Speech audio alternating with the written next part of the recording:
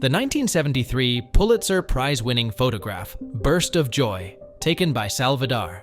A former US prisoner of war is shown being reunited with his family. Despite outward appearances, the reunion was an unhappy one for Sturm. It is depressing to read that 3 days before the picture was taken, Lieutenant Colonel Robert L. Sturm received a letter from his wife that she wanted a divorce. His wife took $140,000 of his pay, while he was a POW, took his 2 younger kids, house, car, 40% of his future pension, and $300 a month in child support. She had to pay back only $1,500 of his money used on trips with other men. He fought and lost against her in court. He then had to live with his mom in San Francisco, taking care of his older kids. The lady circled in red was Lucy Higgs Nichols. She was born into slavery in Tennessee, but during the Civil War she managed to escape and found her way to 23rd Indiana Infantry Regiment, which was encamped nearby. She stayed with the regiment and worked as a nurse throughout the war. After the war, she moved north with the regiment and settled in Indiana, where she found work with some of the veterans of the 23rd. She applied for a pension after Congress passed the Army Nurses Pension Act of 1892, which allowed Civil War nurses to draw pensions for their service. The War Department had no record of her, so her pension was denied. 55 surviving veterans of the 23rd petitioned Congress for the pension they felt she had rightfully earned, and it was granted. The photograph shows Nichols and other veterans of the Indiana Regiment at a reunion in 1898. She died in 1915 and is buried in a cemetery in New Albany, Indiana.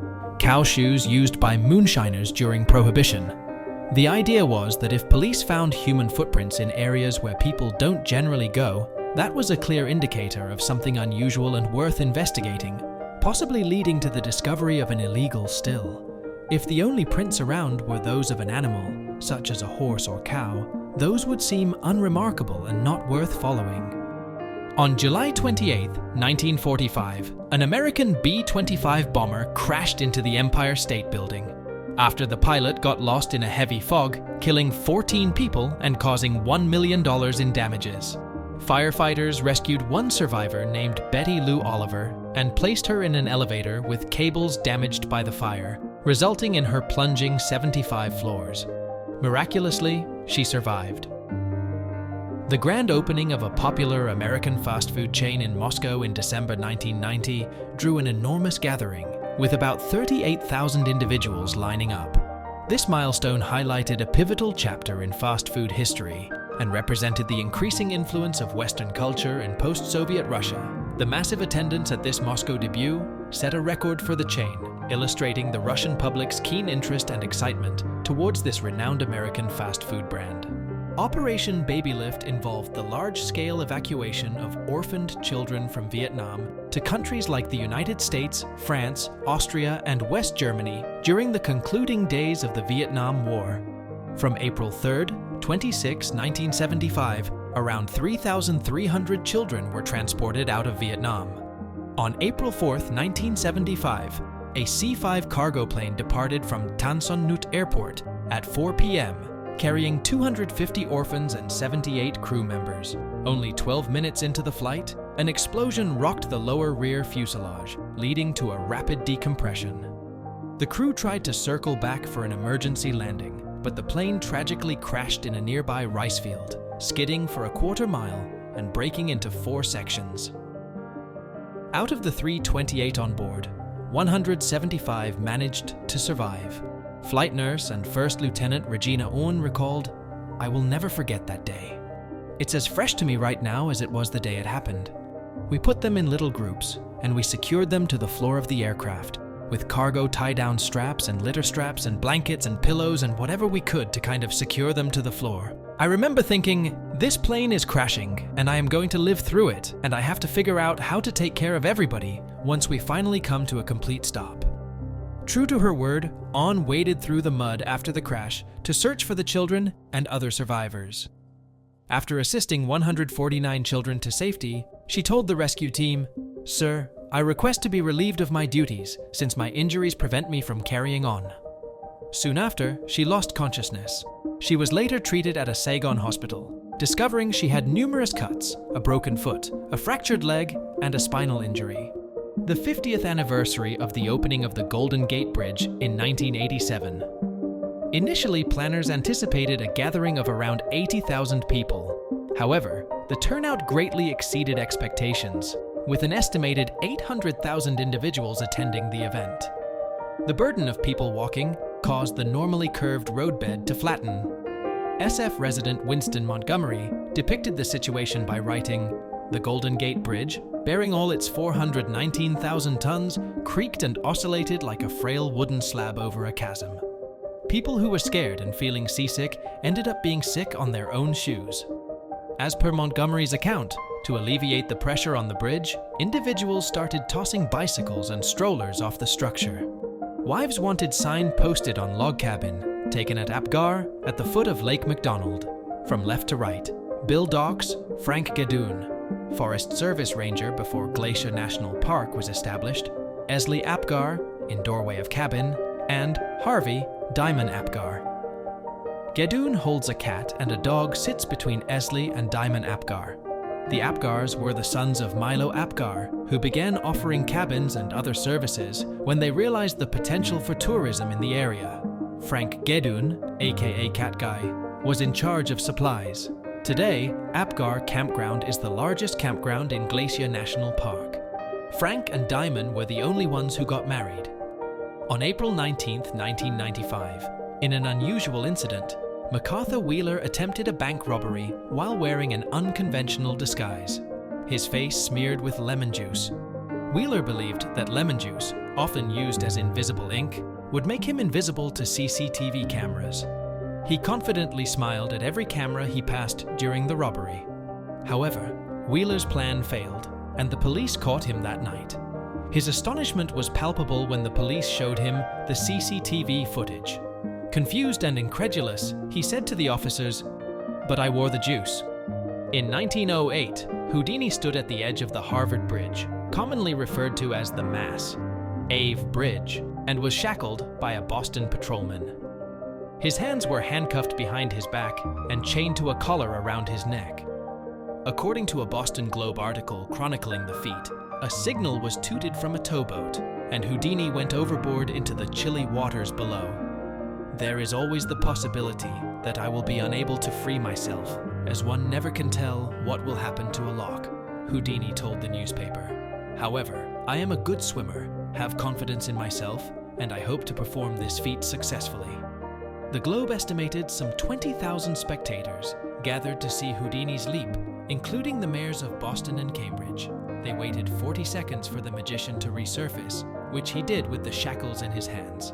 In 1926, 19-year-old New Yorker Gertrude Ederle made history by becoming the first woman to swim the English Channel, an achievement in itself, and one made all the more impressive by the fact that she swam it faster than any of the 5 men who had gone before her. The previous best time for swimming the English Channel had been 16 hours and 33 minutes. Ederle reached Kingsdown, England, swimming 35 miles in 14.5 hours. The challenges included quickly changing tides, 6-foot waves, frigid temperatures, and lots of jellyfish. The photograph of Kurt Cobain in tears has been extensively published. Tilton watched Cobain smash his guitar through an amplifier and walk off stage. He followed him backstage. "The pent-up emotion just had to go somewhere," says Tilton, and Cobain burst into tears.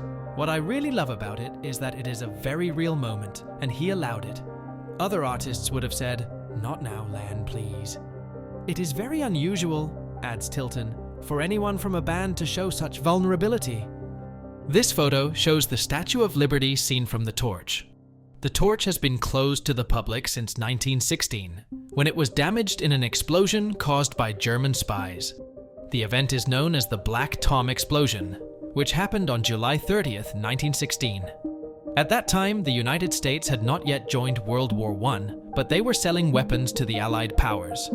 Germany sent saboteurs to destroy production lines and supplies. Around 100,000 pounds, 45,000 kilograms, of TNT were stored on a barge on the night of the explosion.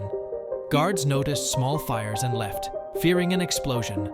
At 2:08 a.m., the first and biggest explosion occurred. It was one of the largest non-nuclear explosions in history, equivalent to 5.0 and 5.5 on the Richter scale.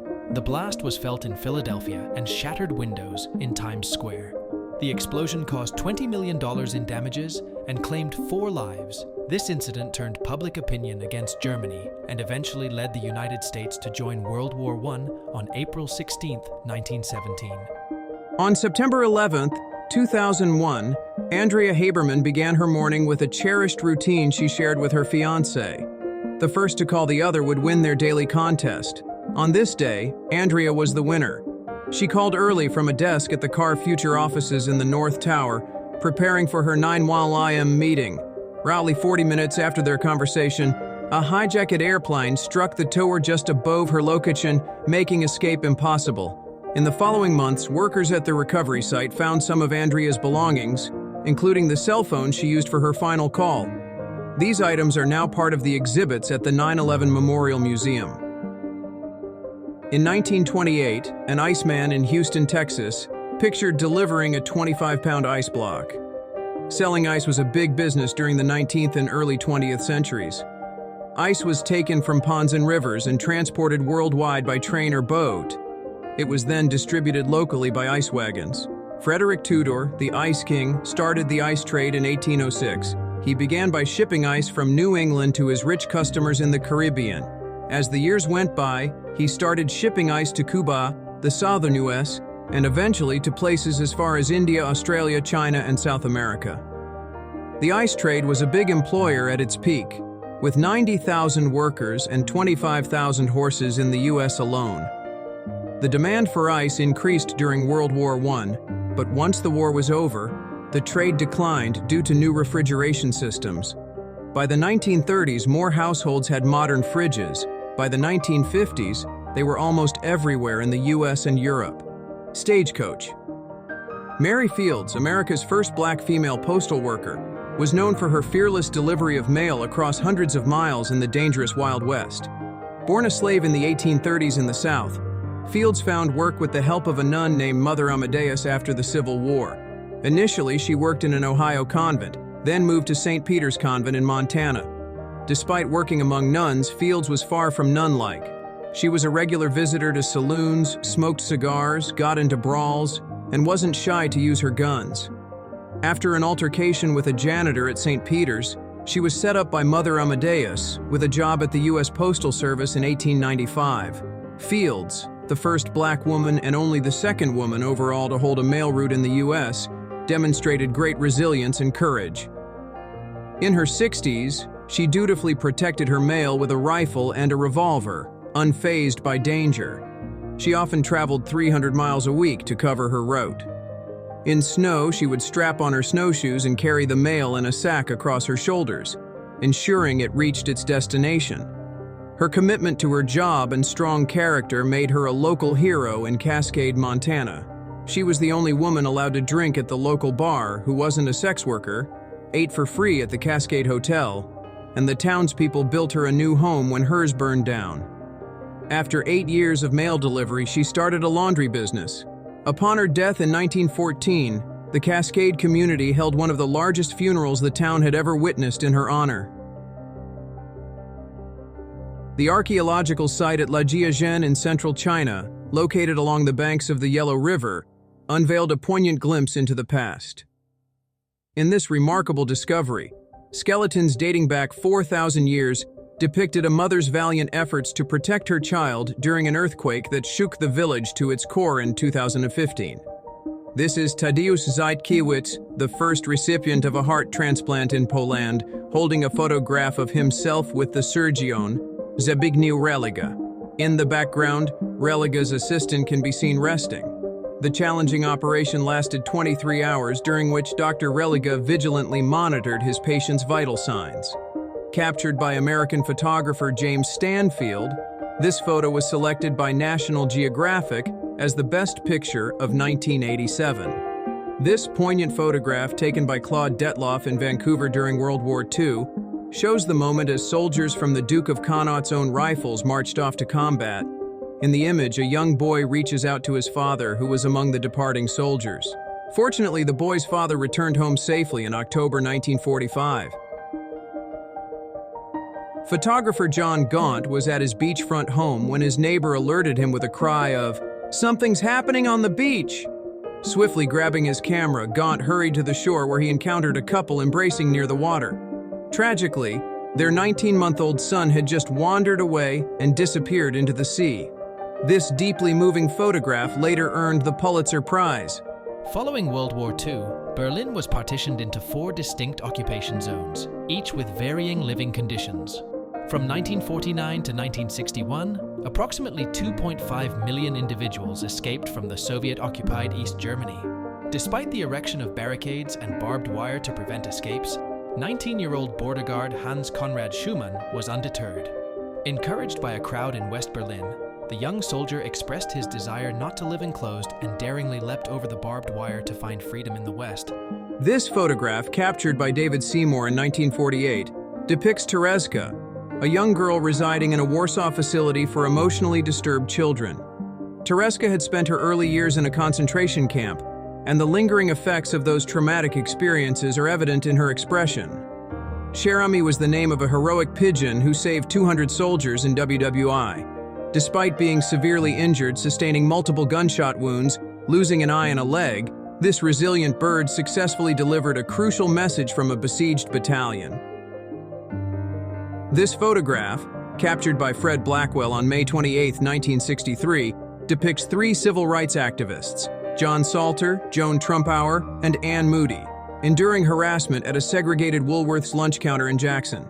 As they sat at the whites-only counter, an irate crowd subjected them to a barrage of ketchup, sugar, and mustard. These brave protesters were affiliated with Tougaloo College, a historically black institution that played a pivotal role in the civil rights movement in Mississippi. On April 6, 1972, employees of the French company Joint Français initiated a strike, leading to an encounter with riot police. The moment was immortalized by photographer Jacques Gourmelin, capturing a poignant scene between 2 men, Guy Bermieux, a worker, and Jean-Yvon Antignac, a riot officer. In a striking twist of fate, they recognized each other as childhood friends. Bermieux, overwhelmed with emotion, confronted Antignac, imploring tearfully, "Go ahead and hit me while you're at it." The officer, however, remained motionless, as described by Gourmelin.